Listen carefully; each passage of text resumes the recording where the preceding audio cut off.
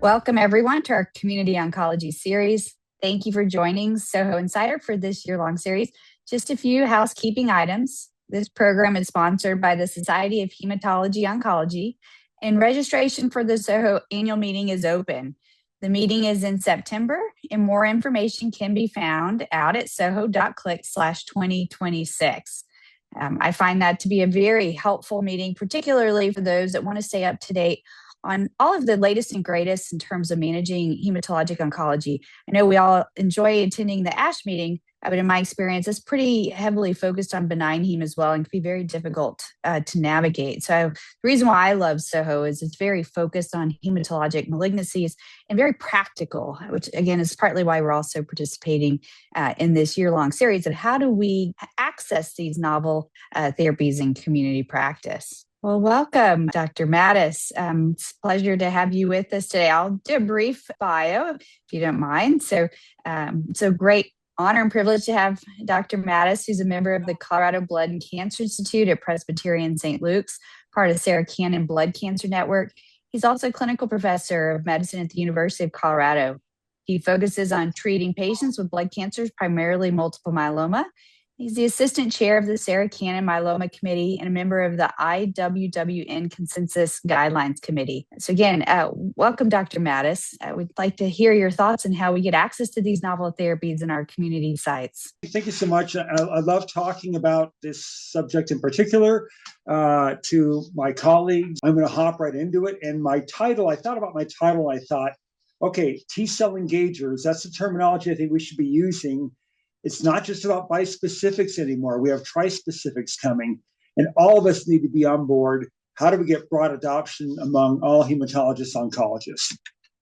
So this is my first answer here, my first question here. Okay, so choose the best answer. Number one, bispecific antibodies in myeloma have similar cytokine release rates to cell-to-cell CAR T-cell therapy, approximately 90%. That's number one. Number two, ICANS neurotox with bispecifics occur in roughly 1/3 of patients.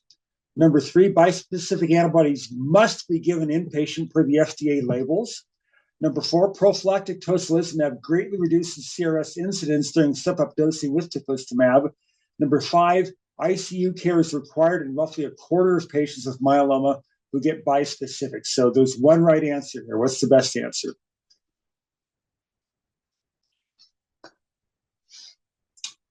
I'm going to try to vote, but it won't let me.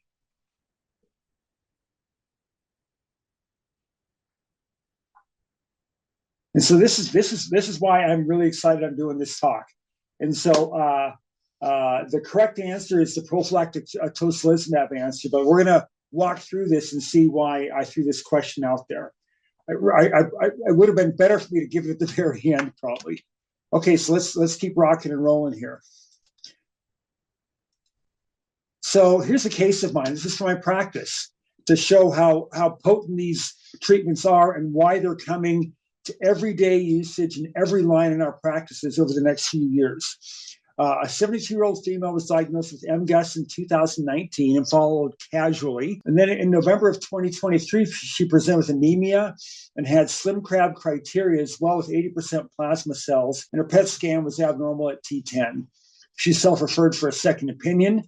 And in the state of Colorado, we cannot do, even though she's vigorous, normally we would think about doing an autologous transplant here, but she doesn't qualify because in our state with Medicare coverage determination, they don't cover Dury salmon staging, which nobody uses, stage 1. And so we had to think about non-transplant therapy, and I put her on Monumental 2, a study for treatment-naive patients with talquetamab, daratumumab, and lenalidomide.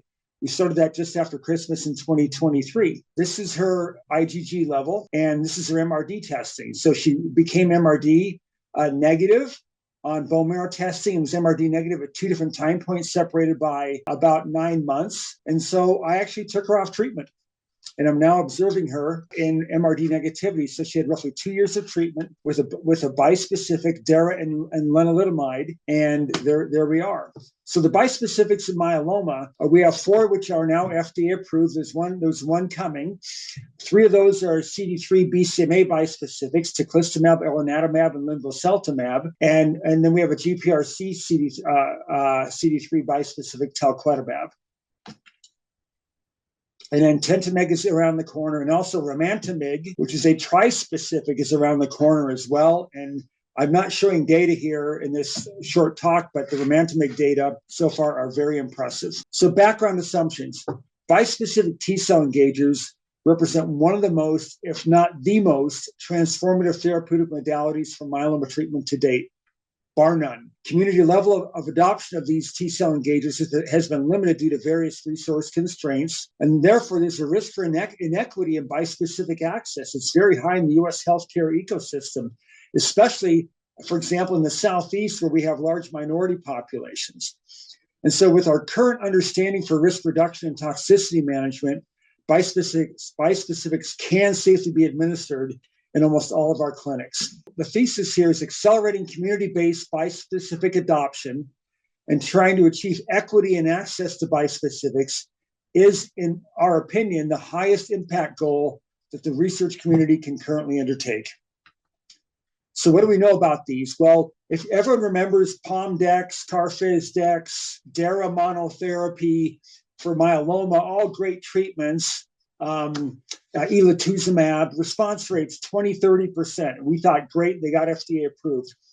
Then bispecifics come out as monotherapy in these pivotal studies that are shown here with the CD3s, BCMAs in red and the talc in black.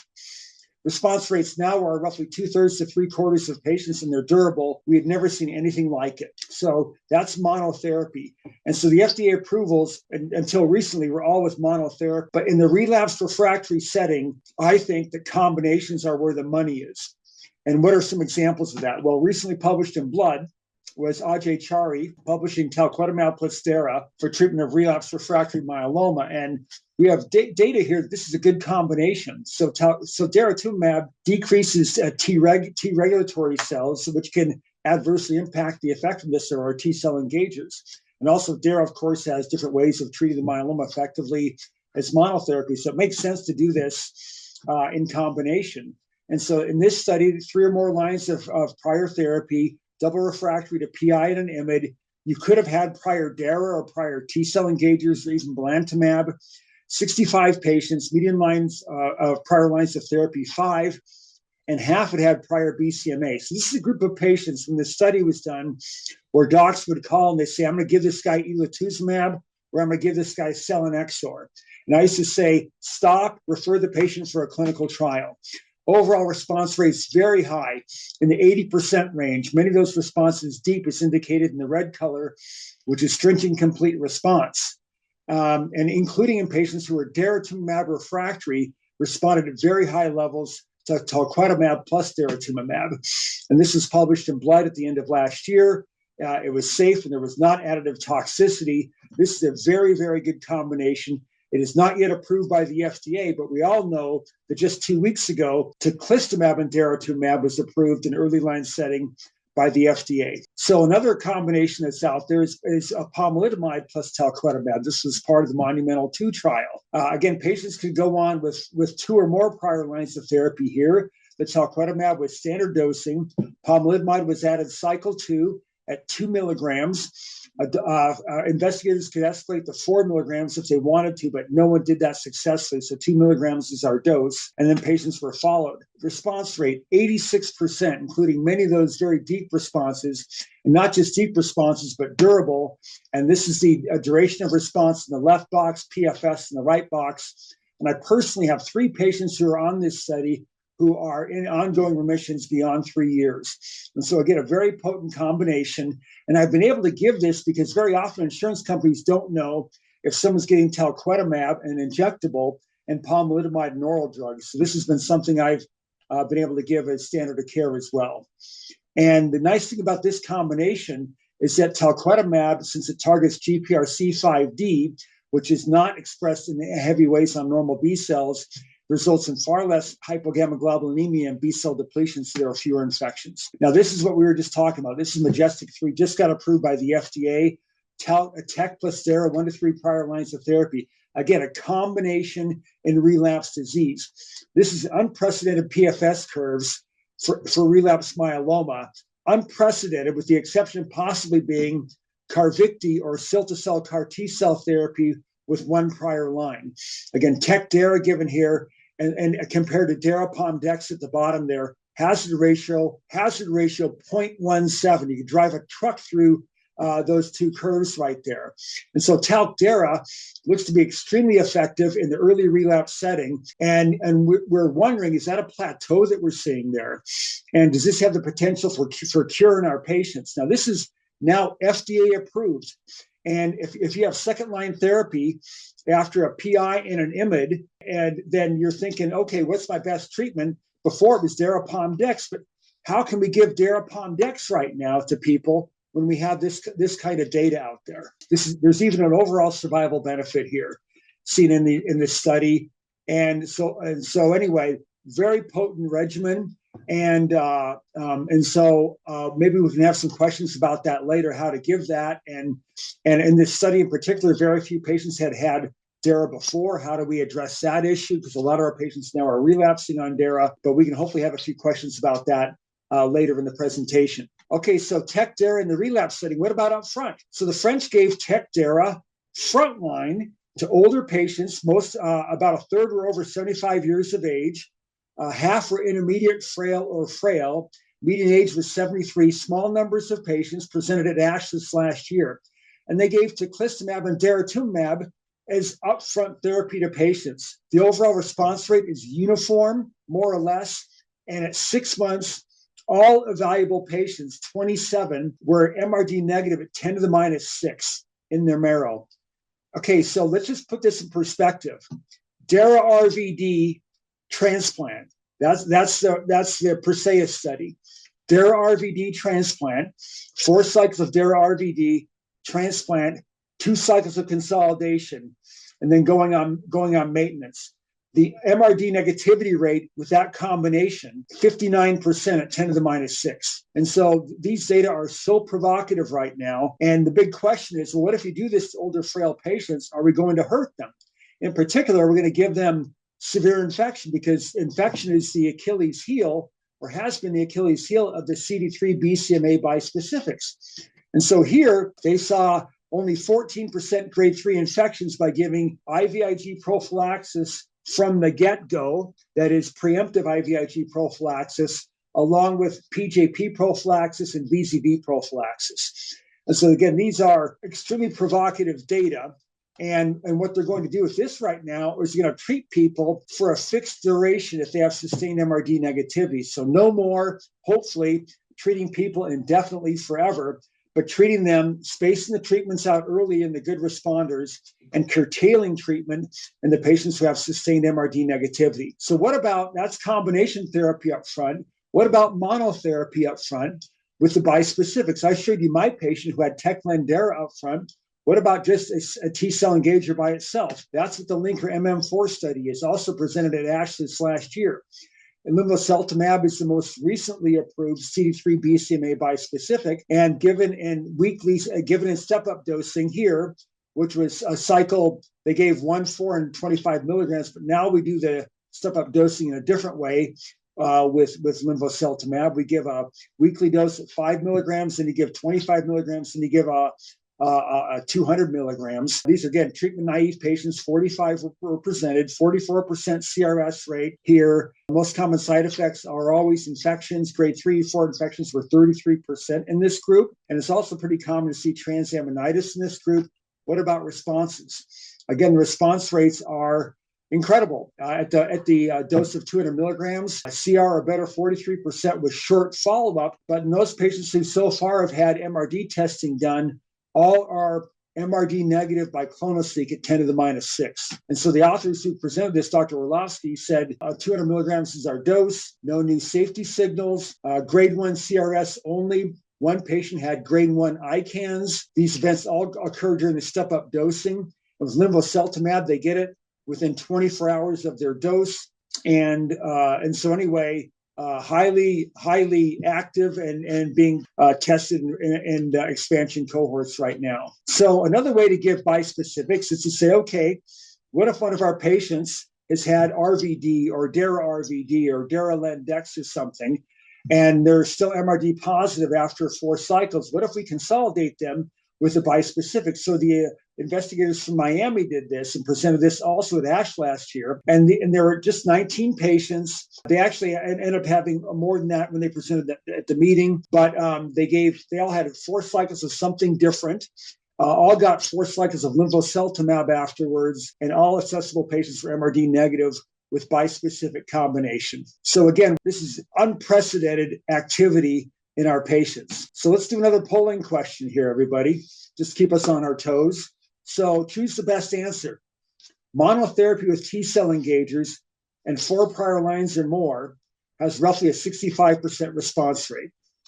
Number 2, if we combine a T-cell engager with either DARA or an IMiD such as POM, the overall response rate is 80% or better, and there is not significant additive toxicity. Number 3, TEC plus DARA has unprecedented activity in both older, frail patients with newly diagnosed myeloma, as well as relapsed myeloma with 1 to 3 prior lines of therapy, Majestic 3. And outpatient administration of T-cell engagers can be done safely in a properly selected patients with low tumor burden, a caregiver, simple home monitoring equipment, with or without prophylactic TOCI or DEX. Or 5, all of the above.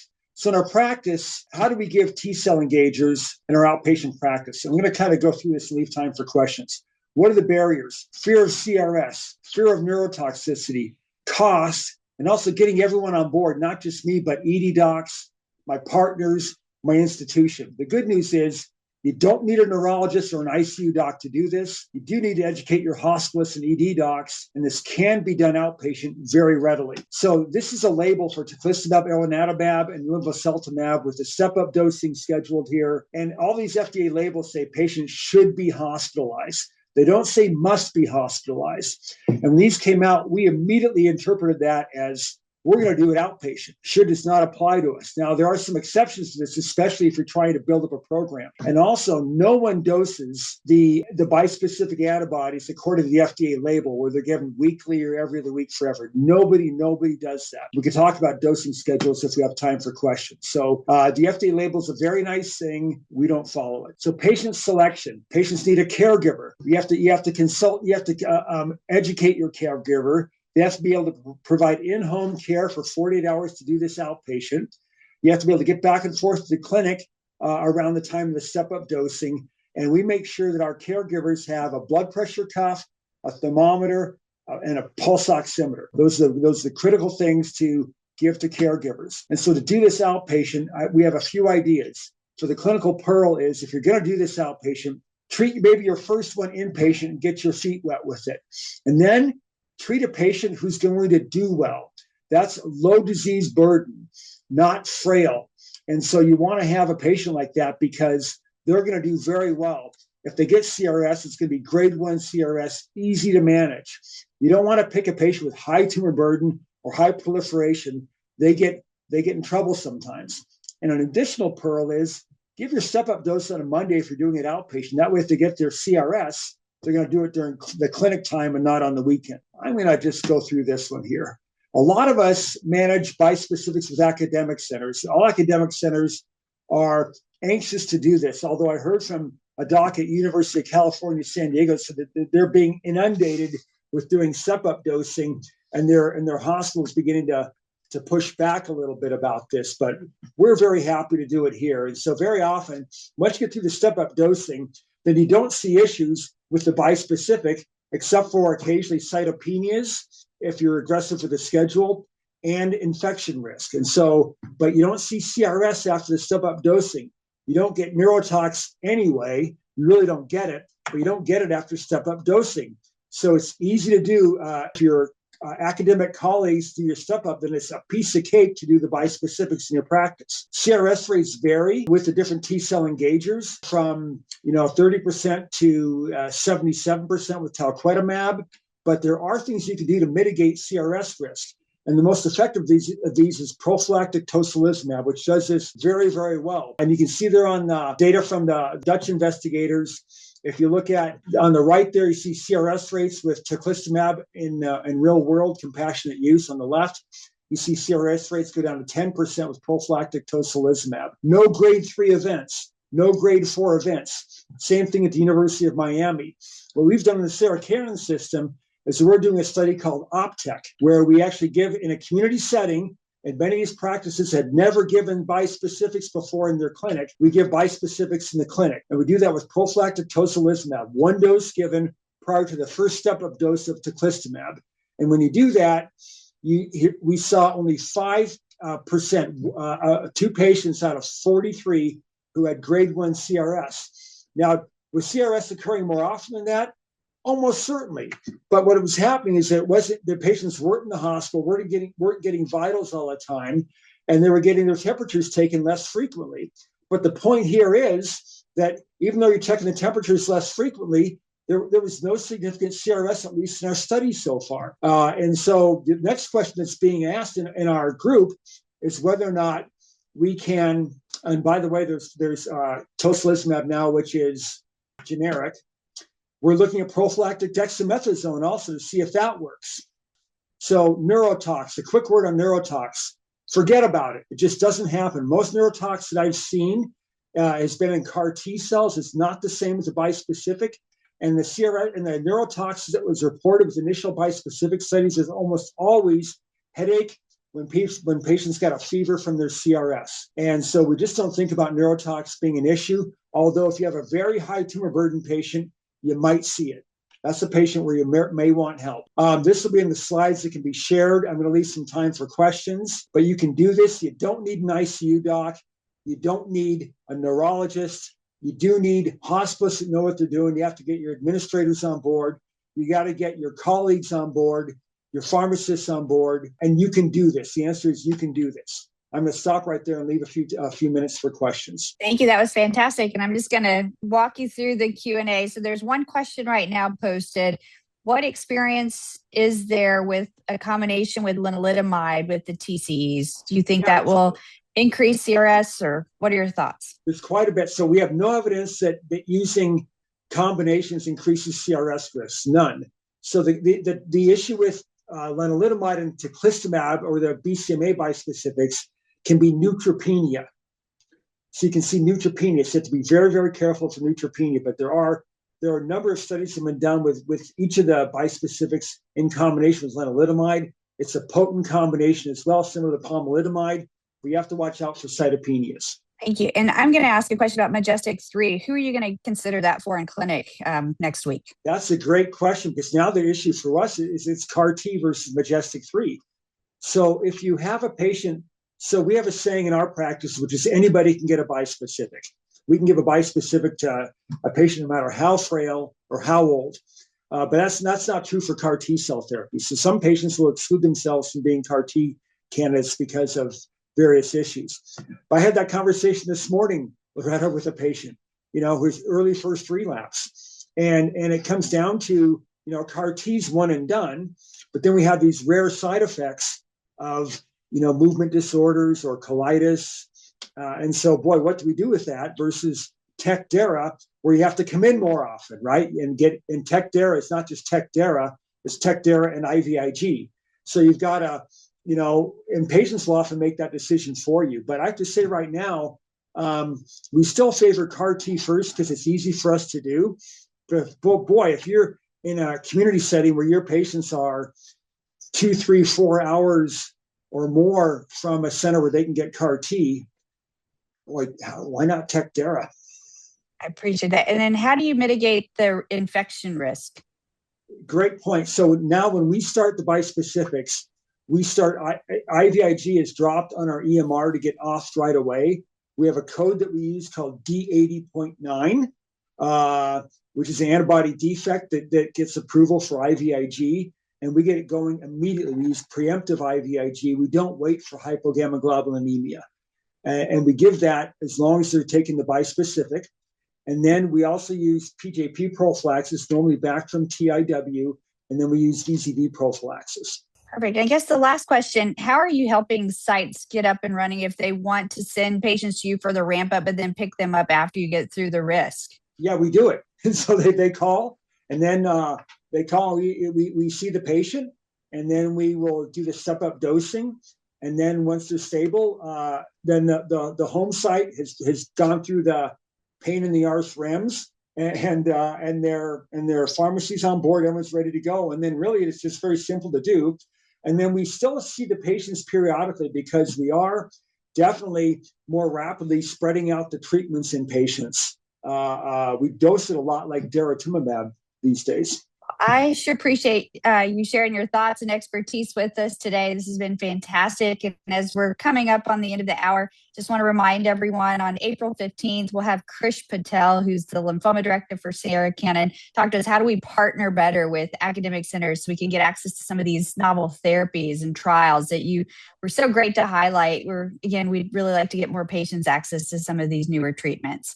But Dr. Matous, thank you so much for being with us today and sharing your expertise. It's been quite an honor and a privilege to have you today. Well, Dr. Nastapul, not a week goes by where I don't run into one of your colleagues who always says hi. It was Hans Lee last week I saw. So anyway, it was a pleasure to speak, and please feel free to share my email if people have questions.